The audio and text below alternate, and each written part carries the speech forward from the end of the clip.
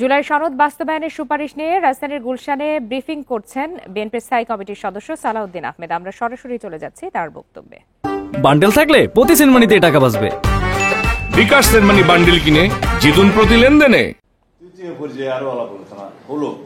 সেই আলাপ আলোচনার ভিত্তিতে আমরা এই জুলাই জাতীয় সনদের 84টি দফার মধ্যে যেভাবে আমরা ভিন্ন মত দিয়েছিলাম, নোট অফ ডিসেন্ট দিয়েছিলাম, সেই সমস্ত দফায় সকল রাজনৈতিক দল যারা ভিন্ন মত এবং নোট অফ ডিসেন্ট দিয়েছে সেগুলো দফাওয়ারি উল্লেখ করার জন্য আমরা আমাদের প্রস্তাব দিলাম এবং সেটা হলো।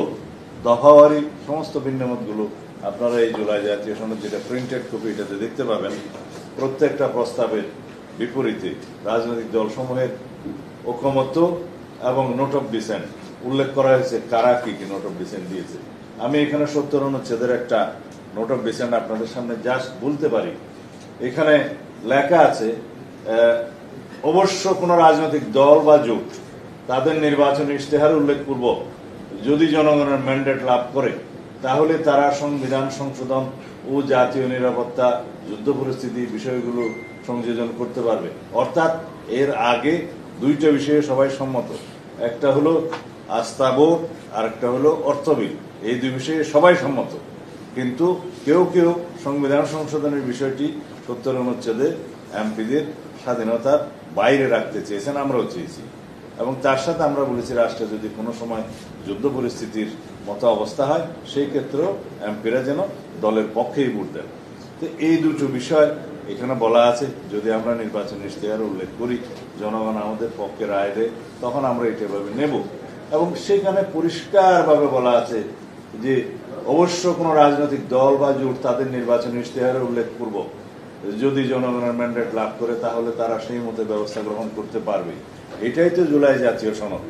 এবং এখানে যে সমস্ত প্রস্তাবের সংস্কার কমিশন এবং অন্যদের প্রস্তাবের বিপরীতে এগুলো লেখা হয়েছে, সেখানে নোট অফ ডিসেন্ট শুধু আমরা দেইনি।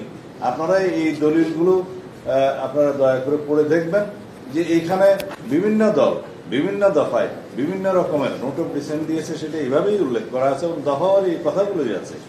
তা এখন আমাদের প্রশ্ন হলো, জুলাই জাতীয় সনদ বাস্তবায়নের জন্য কি এই সনদটা অন্তর্ভুক্ত করা উচিত ছিল না জাতীয় ঐকমত্য কমিশনের সুপারিশে?